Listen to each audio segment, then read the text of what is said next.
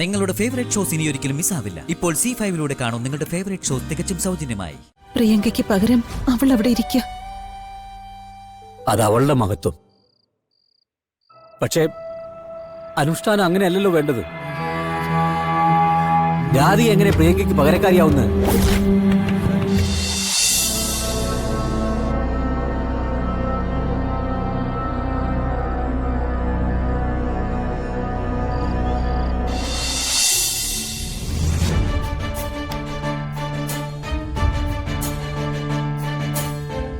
ഏത് നിമിഷവും എന്നെ അന്വേഷിച്ച് ആളെത്താൻ സാധ്യതയുണ്ട്. കണിമംഗലത്തുകാർക്ക് ഒരുപാട് സ്വാധീനം ഉള്ളതാ. ചിലപ്പോ പോലീസോ അവരുടെ ആളുകളോ. പ്രിയങ്ക, അങ്ങനെ ആരും തന്നെ അന്വേഷിച്ച് ഇങ്ങോട്ട് വരില്ല. തന്റെ സേഫ്റ്റിയൊക്കെ ഞാൻ ഉറപ്പിച്ചിട്ടുണ്ട്. മാത്രമല്ല, നിയമപരമായി പ്രിയങ്കയെ തടയാൻ അവർക്ക് കഴിയില്ല. പ്രിയങ്ക സ്വന്തം ഇഷ്ടത്തിന് ഒരു ഷൂട്ടിങ്ങിൽ പങ്കെടുക്കുകയല്ലേ. അതെ, ഈ കാര്യങ്ങളൊക്കെ മറന്നിട്ട് താൻ തന്റെ ക്യാരക്ടർ ഉൾക്കൊള്ളാൻ ശ്രമിക്കുക. നാളെ താൻ വലിയൊരു സെലിബ്രിറ്റി ആവുമ്പോ ഇത്തരം കഥകളൊന്നും ഒരാൾ വിളിച്ചു പറഞ്ഞാൽ പോലും ഒരു പ്രയോജനം ഉണ്ടാവില്ല. പിന്നെന്താ? ഓക്കെ ശരത്തെ. പിന്നെ എന്റെ അക്കൗണ്ടിലുണ്ടായിരുന്ന മുഴുവൻ പണവും ഇപ്പോ കമ്പനി അക്കൗണ്ടിലേക്ക് മാറ്റിയിട്ടുണ്ട്.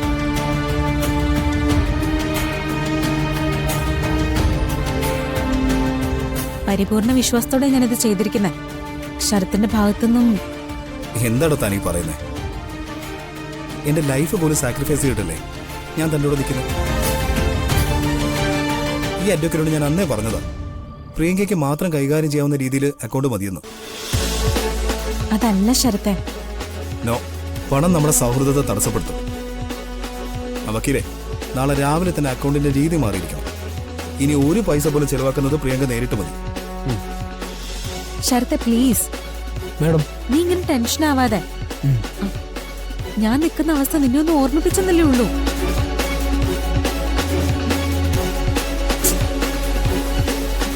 ചേട്ടാ ഒരു മിനിറ്റ്. ശരത്തെ, നീ എന്നെ ചതിക്കില്ല. നിന്റെ സിൻസിയറിറ്റി എനിക്കറിയാം. ദേ, നമ്മൾ എന്ത് നേടിയാലും അത് നമുക്ക് ഒരുമിച്ചാ. ശരി, എന്നാ പിന്നെ തന്നെ മേക്കപ്പ് നടക്കട്ടെ. പ്രിയങ്ക, ഒരു മിനിറ്റ്. മേഡം ഫേസ് ഒന്ന്. സത്യത്തിൽ അവളല്ല ശരത്തെ, താനാ ഈ സിനിമയിൽ അഭിനയിക്കേണ്ടത്. എങ്കിൽ പടം സൂപ്പർ ഹിറ്റ് ആയനെ. നടീനടന്മാർക്കൊക്കെ ക്യാമറ തുറന്നു വെച്ചാലേ അഭിനയം വരും. എന്നാൽ നമുക്കെല്ലാവർക്കും ഇത് ജന്മം കൊണ്ട് കിട്ടിയതാ. കുറച്ചു നേരം കൂടി കോടികളുടെ ആസ്തിയായിട്ട് അവളവിടെ ഇരുന്നോട്ടെ. പാവം.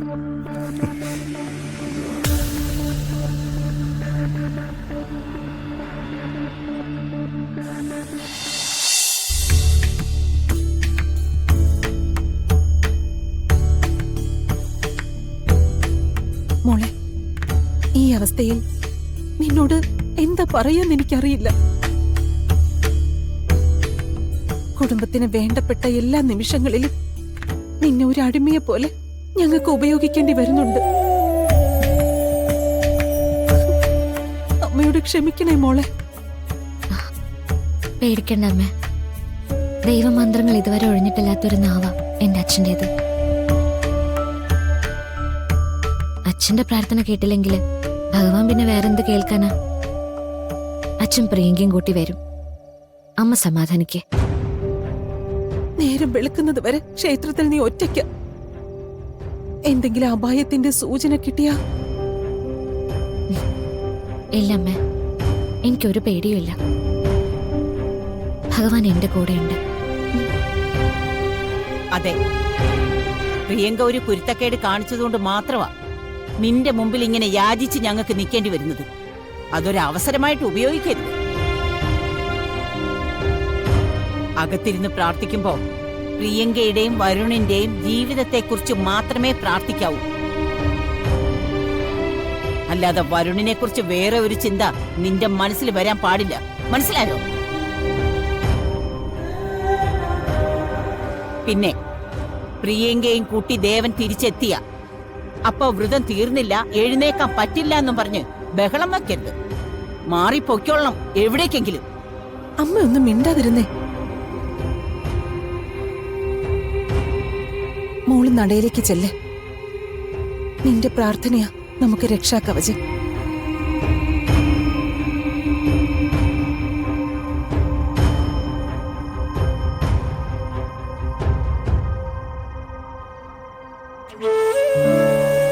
ഇപ്പൊ പോലും അവളെ വേദനിപ്പിക്കാതെ അമ്മയ്ക്ക് സമാധാനം കിട്ടില്ലല്ലേ?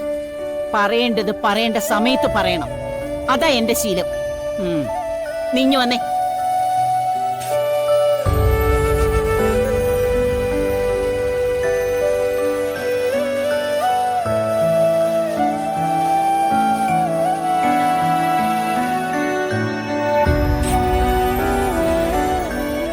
ഭഗവാനെ, ഞാനൊരു പകരക്കാരിയാ. പക്ഷെ എന്റെ അച്ഛനെയും അമ്മയും എന്റെ കുടുംബത്തെയും രക്ഷിക്കാൻ ഇതല്ലാതെ മറ്റു മാർഗങ്ങളൊന്നുമില്ല. അടിയന്റെ പ്രാർത്ഥന അവിടുന്ന് സ്വീകരിക്കണം. വരുണിന് വേണ്ടി ഇന്നിവിടെ നടക്കുന്ന ഈ പൂജ ഒരു കുറവുമില്ലാതെ അനുഗ്രഹിക്കപ്പെടണം.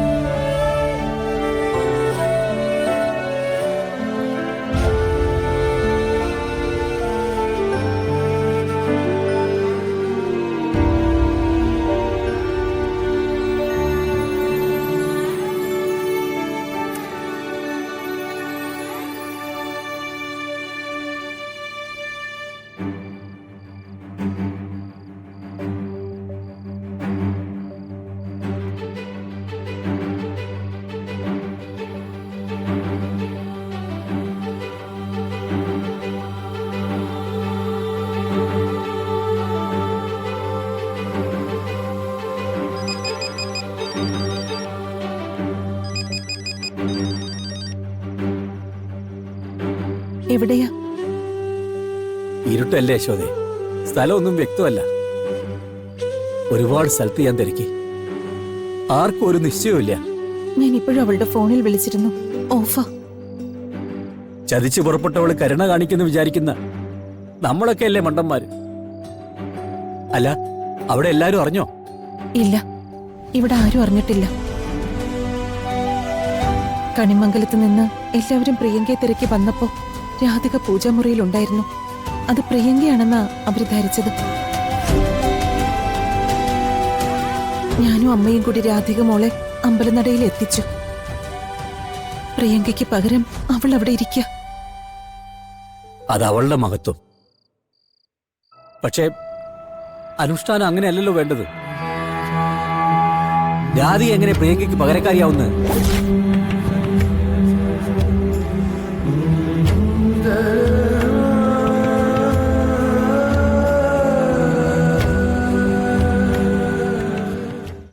ഡൗൺലോഡ് ചെയ്യൂ C5 ആപ്പ്. കാണൂ എല്ലാ എപ്പിസോഡുകളും സൗജന്യമായി.